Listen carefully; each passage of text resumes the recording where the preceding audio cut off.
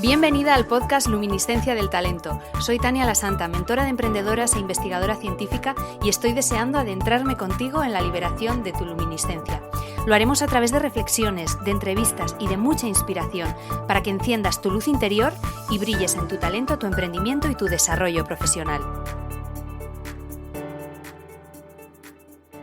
Hoy nos adentramos en la historia de una mujer con una luminiscencia incuestionable. El color de la piel ha sido el eje en torno al cual han girado muchos aspectos de su vida. La falta de referentes marcó su evolución hasta convertirse en quien es hoy, una referente afrofeminista y antirracista, escritora y comunicadora.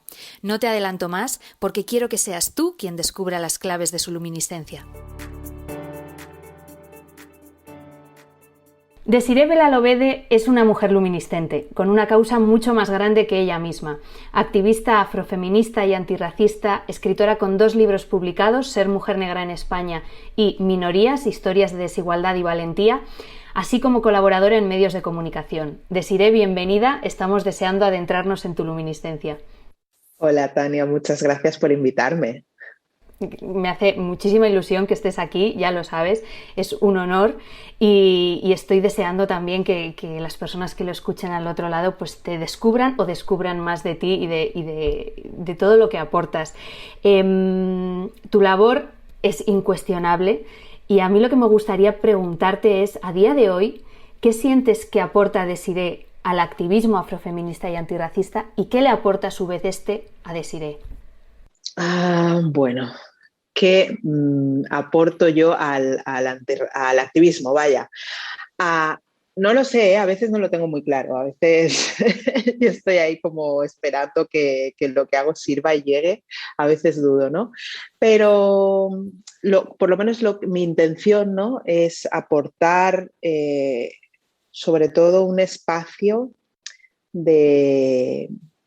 en el que los mensajes, cualesquiera que sean, se transmitan desde los cuidados, desde la amabilidad, desde el buen trato, porque todo lo que está relacionado con cuestiones de activismo despierta mucha susceptibilidad y en esa susceptibilidad, sobre todo cuando hablamos de antirracismo, porque es muy curioso que nadie se considere racista, ¿no? Nadie es racista, pero sigue habiendo agresiones racistas, ¿no? Esto, por hacer un poco el símil, pasa como con el acoso masculino a mujeres, ¿no? Resulta que ningún hombre se considera acosador, pero casi todas las mujeres tenemos experiencias de acoso, ¿no? Entonces es como, ¿qué está pasando aquí? ¿No? Con el racismo pasa lo mismo.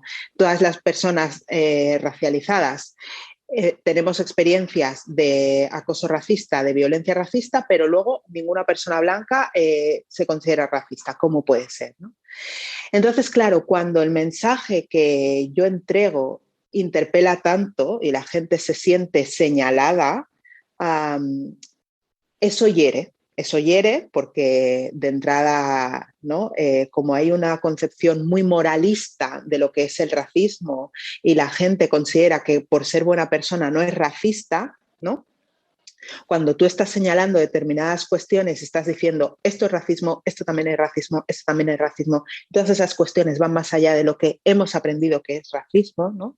La gente se siente atacada en plan, ¿cómo voy a ser yo racista si soy buena persona? ¿No? Cuando no tiene nada que ver, ¿no? Con lo cual intento crear un espacio en el que todos estos mensajes se transmitan desde los cuidados y desde el buen trato para reducir al máximo en lo posible, ¿no?, que la gente se sienta atacada y se siente herida, porque muchas veces cuando la gente se siente atacada y se siente herida, en respuesta ataca y hiere, ¿no? Entonces intento, ¿no?, que mi aportación al activismo sea esta. Llevo trabajando unos meses ya en integrar el amor, los cuidados y el buen trato en mi forma de relacionarme con la gente, porque creo que estos 3 valores son revolucionarios también, ¿no? Y creo que hacer activismo desde ahí aporta mucho. Entonces, creo que esto es lo que aporto. Y en el momento en el que yo me relaciono con las personas de mi comunidad de una cierta manera, ¿no?, cuidando mucho, recibo eso también, ¿no? Entonces, por una parte, esto es lo que recibo del activismo, ¿no? Ese estar creando esa comunidad en la que nos relacionamos de esta forma, ¿no? En mis espacios de formación también nos relacionamos de esta forma. Pero más allá de eso, a mí el activismo me está aportando mucho a nivel identitario, ¿no? Me ayuda a seguir en esta construcción permanente de mi identidad, porque yo creo que la identidad no es una cuestión estanca, no es una cuestión cerrada, sino que es una cuestión, la identidad es algo que fluye y que se transforma y crece conforme nosotras crecemos y nos transformamos, ¿no?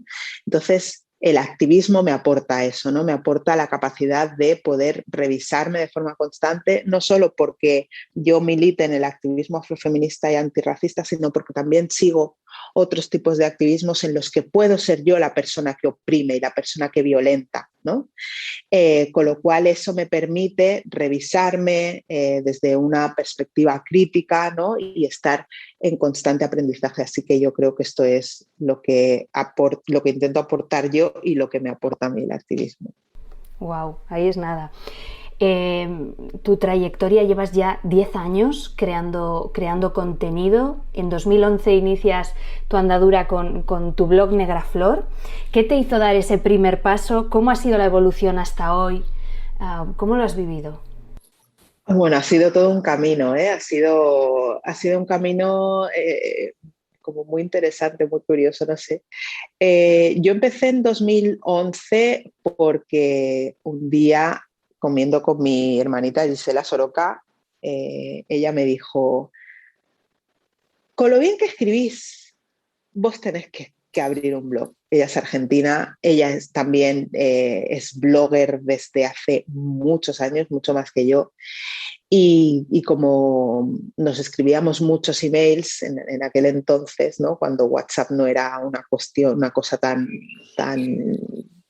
eh, tan usual, ¿no? Pues intercambiábamos muchos mensajes, ¿no? Y ella me dijo, vos tenés que abrir un blog. Y yo a veces hago estas cosas de que recibo una propuesta y digo, bueno, pues venga, y me lanzo. Y eso hice. Entonces, si bien al principio el blog era como un poco batiburrillo y básicamente de lo que hablaba era de las actividades que hacía con mi familia, recuerdo incluso que hice un post sobre la retirada del pañal porque en aquel momento mi hija pequeña tenía que entrar después del verano al colegio y estábamos con la cosa esta de la retirada del pañal y todo esto, o sea que era un poco así como una mezcla de muchas cosas, pero lo que marcó sobre todo fue que dejé de alisarme el pelo. Yo he estado alisándome el pelo con productos químicos muy agresivos desde los 15, 16 años y llegó un momento en el que decidí dejar de alisarme el pelo. Entonces, cuando yo empiezo a buscar información sobre cómo cuidar mi pelo, en español solo encuentro un blog, Afrohair, el blog de Tris, que afortunadamente para todas sigue en activo, ¿no?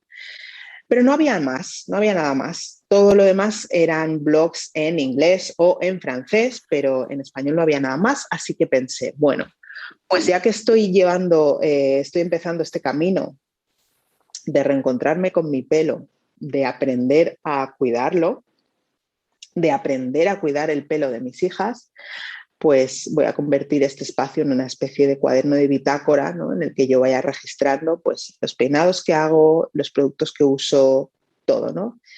Lo relacioné con un canal de YouTube y ahí empecé, ¿no? A publicar los vídeos de mis peinados, los peinados a mis hijas, las reseñas de los productos que utilizaba, vídeos de turbantes, porque también utilizaba turbantes, ¿no? Y entonces la cosa fue que cuando esto empezó a llegar a mujeres negras, desconocidas para mí, gente que encontraba mi contenido, los mensajes que yo recibía y el retorno que yo estaba recibiendo, más que estar centrado en ese peinado, en ese producto, en esa forma de ponerse el turbante, ¿no? Iban más allá. Y los mensajes de las mujeres eran: Desirée, desde que te leo, me estoy reconciliando con mi cabello. Y es algo súper fuerte de decir, me estoy reconciliando con mi cabello. Una persona con el pelo lacio no va a entender esto, pero sobre el pelo afro pesa mucho estigma y el pelo afro ha sido una causa y sigue siendo una de las causas de opresión de las mujeres negras, ¿no? Entonces, muchas mujeres de mi generación hemos pasado por lo mismo, ¿no? Por el trance de alisarnos el pelo durante muchísimos años con lo que eso implica, ¿no? Y entonces, de repente, encontrar este contenido sobre pelo afronatural en español a muchas mujeres les permitió eso, ¿no? Darse cuenta de que teníamos la opción de dejar de maltratar nuestro pelo, ¿no? Y a partir de aquí, muchas mujeres empezaban a hacer un trabajo que iba mucho más allá de la estética, ¿no? Y es lo que a mí me animó a quitarme la etiqueta de beauty blogger que yo me había puesto y a ponerme la de activista estética. ¿Por qué?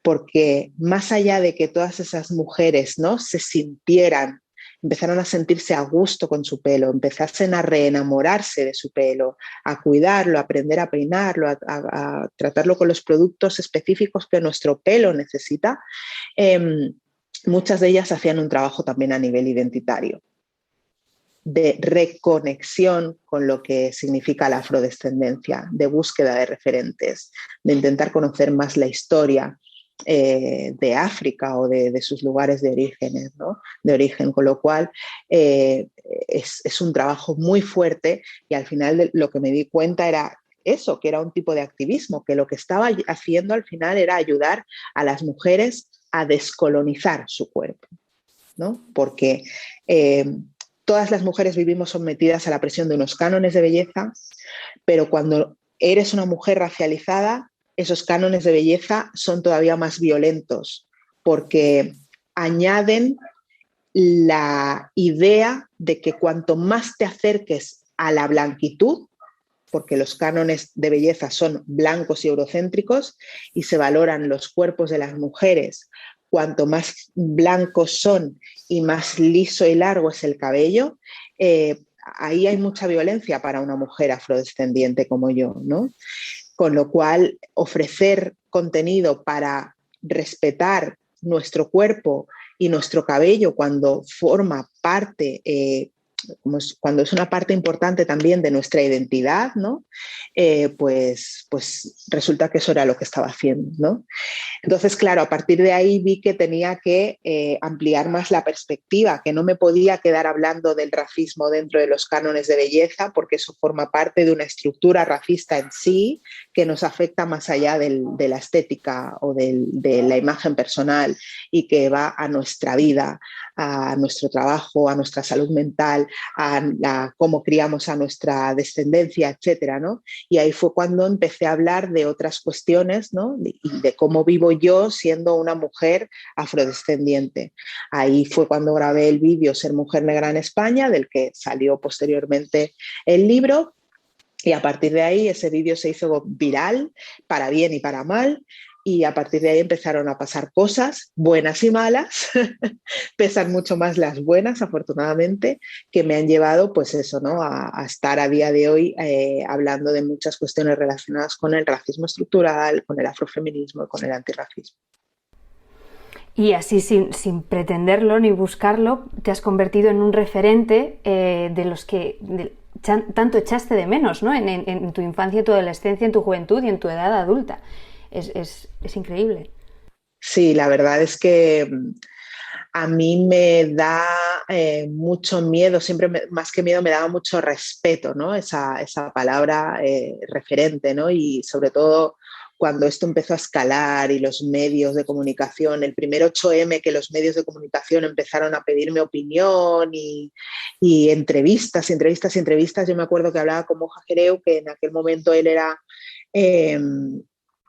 presidente de Racismo Madrid y, bueno, él es periodista y también trabaja en el diario.es, ¿no?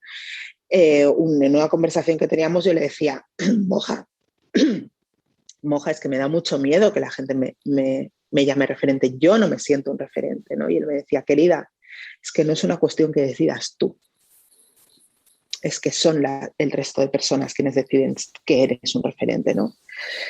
Y eso, por una parte, me ayudó a gestionarlo mejor, ¿no? Pero sí que es verdad que me encuentro con muchos mensajes de muchas mujeres a las que he servido de espejo, ¿no? Mujeres de mi edad, y chicas súper jóvenes también. Me escriben a veces chicas entre 14 y 18 años diciéndome eso, ¿no? Que lo que hago les sirve, ¿no? Que soy un referente, que gracias a mí pueden encajar muchas piezas del puzzle, ¿no? Y es sobrecogedor, es bonito, es abrumador, enorgullece, es muchas cosas.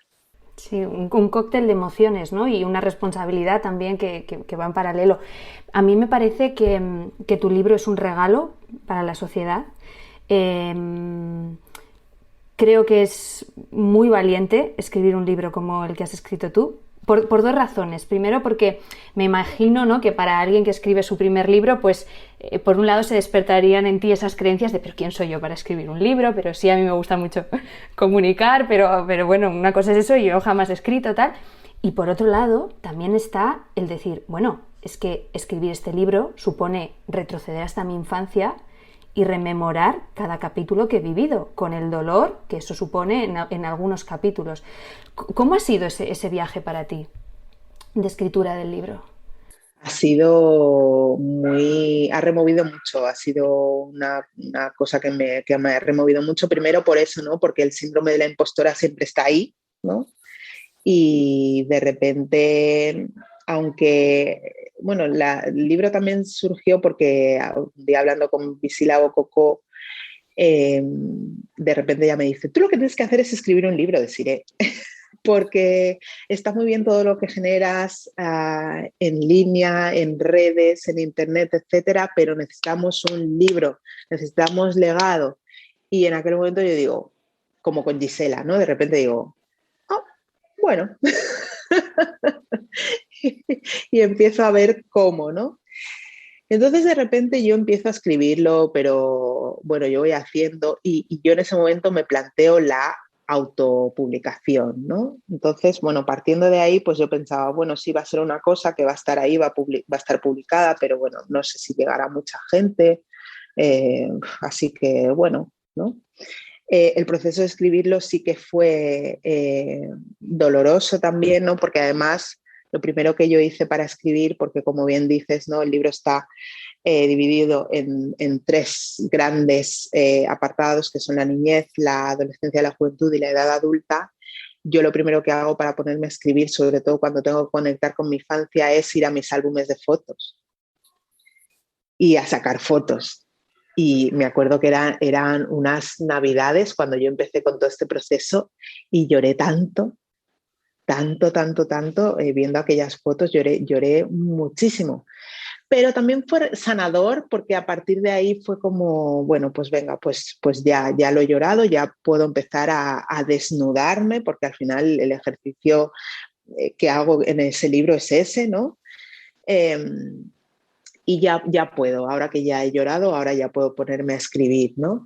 Pero claro, una se pone a escribir y con cierta inconsciencia, ¿no? Cuando terminé el libro fue como, bueno, pues ya está escrito, pero de repente cuando llega Penguin y me ofrece publicar el libro, ahí es cuando entro en pánico, porque entonces pienso, bueno, esto puede llegar a muchísima gente, ¿no? Y estoy contando cosas que no he contado nunca, ¿no? En el libro hay cosas que yo no he contado nunca, en el libro hay cosas que mi madre no sabía, ¿no? Y publicar este libro implicó eso, ¿no? Que mi madre se acercara a mi experiencia con respecto a muchas situaciones de las que en mi casa no hemos hablado jamás, ¿no? Y venir a la presentación, ¿no? También implicó que mi madre supiera cosas que me han pasado que yo no le había contado para no preocuparla, ¿no? Entonces, pues ha sido muy complicado a nivel emocional en este sentido, pero también ha sido muy gratificante precisamente por eso, ¿no? Por la cantidad de mujeres negras que se han sentido reconocidas en ese relato, porque ellas, igual que yo, fueron la única niña negra en sus espacios, con lo cual tuvieron experiencias muy similares. Porque esta historia es mi historia, pero a la vez es la historia de muchas mujeres negras en España. Y por otro lado, pues eso, ¿no? Recibir el feedback de personas blancas de mi edad, sobre todo, ¿no? Que tenían otra vivencia, ¿no? Y eso es lo interesante del libro, ¿no? Porque como casi siempre que leemos cuestiones relacionadas con el antirracismo, nos vamos a otro contexto, al contexto estadounidense, y ahí no nos podemos ver reflejadas, ¿no? Pero de repente cuando yo te estoy hablando del anuncio de Conguitos, del anuncio de, no sé, de Colacao, de las canciones de Georgie Dan, que eso forma parte, ¿no?, de nuestros veranos, de nuestra infancia, ahí se remueven cosas y ahí la gente empieza a ver, ¿no?, la otra cara de la moneda y rompe con el peligro de la historia única del que tanto habla Chimamanda Ngozi Adichie. Es brutal, yo me lo he releído esta noche. Por eso te doy las gracias por la generosidad con la que compartes vivencias que al final son tan personales y que solamente, ¿no?, haciéndolo así pues consigues que el otro pueda entender, ¿no?, que hay otras caras de una realidad que no conocemos. Recomiendo por supuesto el libro a todas las personas que nos están escuchando, Ser mujer negra en España, publicado con la editorial Penguin Random House. Lo dejaremos etiquetado para que lo encuentren fácilmente. Y hay otra cosa que me parece alucinante de tu viaje, ¿no? En varios fragmentos del libro hablas de cómo tu reacción como niña ante las actitudes racistas pues era la parálisis, el silencio, la decisión de no contarlo, ¿no? De hecho decías, no sabía ponerle nombre a aquello, no sabía qué hacer para pararlo, no sabía siquiera si podía hacer algo para pararlo, qué iba a saber, pobre de mí, si era una cría. ¿Cómo has pasado de esa parálisis, de ese silencio, de ese miedo, al activismo, a la comunicación, al exponerte a la luz pública, ¿no? ¿Qué ha ido cambiando en ti a lo largo de estos años para hacer esta transformación tan enorme? Bueno, yo creo que el motor han sido mis hijas, mi maternidad, ¿no? El ser madre de dos chicas y el no, o sea, el querer que su experiencia fuese, aunque fuese solo un poquito, ¿no?, más plácida o más amable que la mía, ¿no? Entonces, eso es lo que a mí me ha impulsado a hablar, a comunicar, ¿no? En casa hablamos de racismo, en mi casa no se hablaba de racismo. Es verdad que las circunstancias en las que vivía mi madre eran diferentes de mis circunstancias, ¿no? Ella vivía, siendo una madre soltera, vivía centrada en trabajar para darme una educación, unos estudios, tal cual, con lo cual ese era su día a día y no cabía espacio para otras cosas. Mi situación es completamente diferente, ¿no? Yo tengo espacio, tengo los recursos, tengo el acceso a esos recursos que en mi infancia tampoco estaban, ¿no? La posibilidad de leer tanto sobre antirracismo, de poder y de que esas lecturas me permitieran identificar, ¿no? Que lo que pasaba no era algo que pasaba porque yo estuviese haciendo algo en concreto, sino que la estructura lo provee, ¿no? Entonces con mis hijas hablo mucho de racismo y eso hace que ellas, ante situaciones, ellas hablen, ellas no se callen, ¿no? Entonces solo con eso ya siento que hay un pequeño salto. Aunque ellas igualmente se siguen encontrando con insultos y con agresiones, ¿eh? Por eso, nadie es racista, pero a mis hijas y a las hijas de muchas mujeres negras las siguen llamando negra de mierda en el colegio, con lo cual, de nuevo, aquí está pasando algo, siguen pasando cosas, ¿no? Pero yo creo que es eso, ese ha sido el motor, ¿no? El devenir madre y el querer o el deseo de ofrecer a mis hijas, ¿no?, las herramientas necesarias para que su experiencia sea, aunque sea un poco mejor que la mía. Wow. Toda esta labor como activista y comunicadora que te lleva tantas horas, tanta energía, porque hay una cara B, ¿no?, bueno, pues desagradable, ¿la has compatibilizado durante todos estos años también con trabajo por cuenta ajena, ¿no? Sí. Aparte, pues de otros roles, como bien has dicho, como madre, como mujer, ¿Cómo compatibilizas todo esto, ¿no? En un momento en el que estamos, que tanta gente se plantea el decir, bueno, es que tengo que o emprender y dejar mi trabajo principal o tengo que seguir quedándome donde estoy? Yo creo que tú eres un ejemplo brillante de cómo se pueden hacer muchas cosas en la sociedad y también a nivel individual, independientemente, ¿no?, de otros roles que uno tenga. ¿Cómo es para ti esto? Pues no suelo pararme mucho a pensar en la cantidad de cosas que tengo que hacer, porque entonces es cuando me entra la parálisis, ¿no? O sea, tengo que hacer esto, otro, ¿no? Claro, combinar un trabajo por cuenta ajena con un proyecto de emprendeduría de estas características que además abarca tantas cosas, ¿no? Porque no es, bueno, pues me dedico, no sé, por ejemplo, a la consultoría y ya está. No, es que estoy escribiendo en público artículos, estoy escribiendo guiones para el programa de radio en el que colaboro, estoy dando talleres para instituciones, centros educativos, empresas, etcétera. Estoy escribiendo libros, estoy concediendo entrevistas, estoy gestionando también mis propias comunidades de aprendizaje, ¿no? Entonces, son tantas cosas que tampoco considero que sea lo habitual cuando alguien emprende, ¿eh? O sea, que es como que mi emprendimiento abarca muchas cositas, ¿no? Y esto pues entraña también su dificultad porque entonces hay que estar a mil cosas, la newsletter, las redes sociales y suma y sigue, ¿no? Entonces, por una parte, tengo el privilegio de ser funcionaria, trabajadora de la administración local. Esto implica que mi jornada es intensiva y eso es una ventaja porque sí que es verdad que termino una jornada en mi puesto de trabajo por cuenta ajena y empiezo mi jornada como emprendedora y al final me paso todo el día trabajando, ¿no? Y otra ventaja es que mis hijas ya son adolescentes.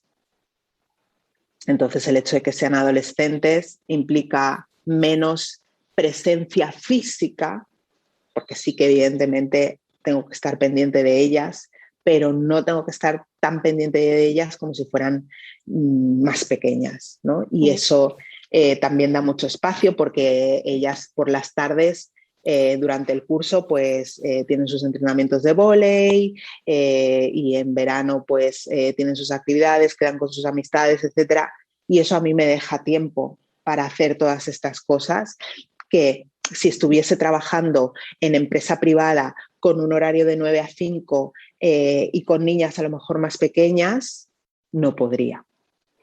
Entonces yo soy consciente de la particularidad de mi situación en cuanto a esto, ¿no? Al hecho de poder trabajar con una jornada intensiva y al hecho de que mis hijas ya estén en una edad en la que ya empiezan a ir un poco más por libre y eso a mí me deja espacios, claro. Aquí estoy parcialmente de acuerdo, porque vale. Esto es a día de hoy, pero tú empezaste hace 10 años, cuando tus hijas no eran adolescentes. Podías haber encontrado miles de excusas ahí, de decir, no es el momento, no tengo tiempo, tengo 2 hijas pequeñas que me demandan. Esto que vemos de Desiree a día de hoy es el fruto de esa trayectoria de 10 años, ¿vale? Entonces, sí, pero no, quiero decir, yo tengo la sensación, y además por lo que te conozco y en 2015 fue cuando tuvimos más relación en Barcelona y demás, tú eres una tía que se levantaba muy pronto para hacer su ejercicio, su deporte diario, incluso cuando estabas estresada. O sea, creo que ahora quizá lo ves como, por fin estoy entrando en una etapa ya, ¿no?, donde veo luz, donde tengo más tiempo para mí, pero esto se ha sembrado en épocas donde tú no tenías tanto tiempo para ti. O sea, que no te quites ese mérito porque tiene muchísimo. Y porque creo que también eso, ¿no?, para cualquier persona que nos esté escuchando, es decir, bueno, empieza con lo que tengas, aunque sea media horita diaria y luego, fíjate, es que nada que se siembre hoy se recoge mañana, es que estamos hablando de una trayectoria de 10 años, ¿no? Por supuesto, todas estas cuestiones hay que planteárselas en plan carrera de fondo y no en plan sprint, es ir haciendo pues eso, ¿no?, cada día un poco. Yo creo que es cuestión de aprender a planificar, porque eso también es súper importante. es también dejarse acompañar por personas que ya hayan pasado por ahí. Yo en 2018 empecé a trabajar con mentoras también, cuando empecé a valorar la posibilidad de que esto se convirtiese en un emprendimiento, porque es verdad que todo esto empezó a despuntar hacia entre 2015, sí, fue ese año, ahí empecé, ¿no?, las colaboraciones con Locas del Coño, con Vice, así, empecé a tener como un poco más de trascendencia en medios, empecé a dar alguna charla remunerada, etcétera, pero no fue hasta 2018, ¿no?, cuando, bueno, y fruto de una situación económica muy precaria, cuando yo dije, necesito ingresos extra, necesito pues eso, necesito dinero, ¿qué hago?, ¿no?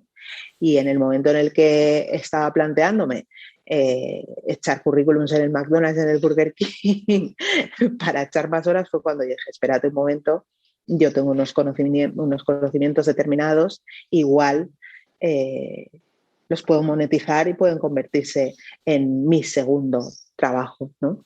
Y ahí fue cuando me di cuenta de que para llevar a cabo todo esto necesitaba guía y la busqué. Bueno, es impresionante la trayectoria. Me gustaría preguntarte así para acabar, ¿cómo te ves en el futuro? No lo sé. A mí me cuesta muchísimo hacer planes a futuro o verme dentro de no sé cuántos años estaré. Yo espero estar dedicándome full time a mi emprendimiento. Eso sí que es una de las pretensiones y es algo por lo que estoy trabajando, eso sí. Entonces, bueno, espero poder seguir publicando libros. Ya van 2 en solitario, 2 colaborativos, un par de prólogos, y es algo que me gusta y me encanta porque siempre me ha gustado escribir, así que la oportunidad de poder publicar libros para alguien a quien le gusta escribir pues es una maravilla. Y bueno, pretendo pues eso, afianzar mi comunidad de formación, que ahora este verano también está en transformación, seguir con formaciones a empresas, instituciones y a centros educativos también. Pero más allá de eso no te puedo decir, Tania, porque de repente una traza planes y luego la vida a veces, ¿no?, dice, pues igual no, igual esto otro, ¿no? Así que no, mi visión es esa, espero que se cumpla y yo voy a poner de mi parte para que se cumpla, pero luego veremos cómo termina. Sí. Yo creo que la clave en tu caso, como decías antes, no es pensar desde el tengo que hacer, sino es conectar con esa misión y ese propósito que tienes, ¿no? Y eso te da energía pues para los proyectos que te propongas. Bueno, yo quiero darte las gracias por compartir con nosotras hoy las que han sido las claves de tu luminiscencia, ¿no? Durante todos estos años. Vivencias racistas que condicionaron tu futuro ya desde tu infancia, pero que has transformado, ¿no? Pues eso, ¿no? Cómo personalmente tú enfrentabas a ello, fíjate, bueno, no sé si la Desiré niña pudiera ver por un agujerito a la Desiré adulta, alucinaría. Cómo también la falta de referentes fue otro detonante de tu luminiscencia, ¿no? El decir, o sea, hay una necesidad de esto. ¿Cómo ha habido 2 personas que nos has compartido también que te impulsaron a lanzarte, como son Gisela y después también en el momento de escribir el libro, y cómo tus hijas han sido ese gran detonante, ¿no? Para, bueno, pues para reconectarte con este propósito? Muchísimas gracias, Desi. Me parece que tu historia es muy inspiradora. Te agradezco mucho que hayas sacado el tiempo para... Gracias a ti. para esta entrevista y que, como siempre, te compartas con esta generosidad, porque desde ahí, bueno, creo que nos haces aprender mucho a todas y a todos. Así que gracias infinitas. Para que te sigan tu trabajo, compartiremos aquí tus redes. En Instagram te pueden encontrar como Desiree Vela L, y en tu web también desireevela.com, y por supuesto tus libros Ser mujer negra en España y Minorías, historias de desigualdad y valentía, que son los primeros de los que estén por venir. Exacto, sí. Gracias Tania por la invitación. La verdad es que me ha hecho mucha ilusión poder compartir este ratito contigo y hablar pues de mi proyecto y de otras cuestiones, así que te agradezco el espacio y que consideres que lo que tengo o lo que hago, ¿no? Vale la pena compartir con tu comunidad. Eres una mujer luminiscente, no tenemos ninguna duda, y gracias de corazón por este espacio. Un beso enorme. Gracias, un beso. Si te ha gustado, te invito a seguir mi podcast. Me ayudaría mucho también que lo recomiendes y te animes a dejarle 5 estrellas y una reseña en Apple Podcast. Tu apoyo es vital para que cada vez más personas descubran y detonen su luminiscencia. Y si te has quedado con ganas de más, visita mi web tanialasanta.com, donde encontrarás más recursos sobre talento y emprendimiento, así como mis servicios y programas de mentoría empresarial. Te espero en el próximo episodio.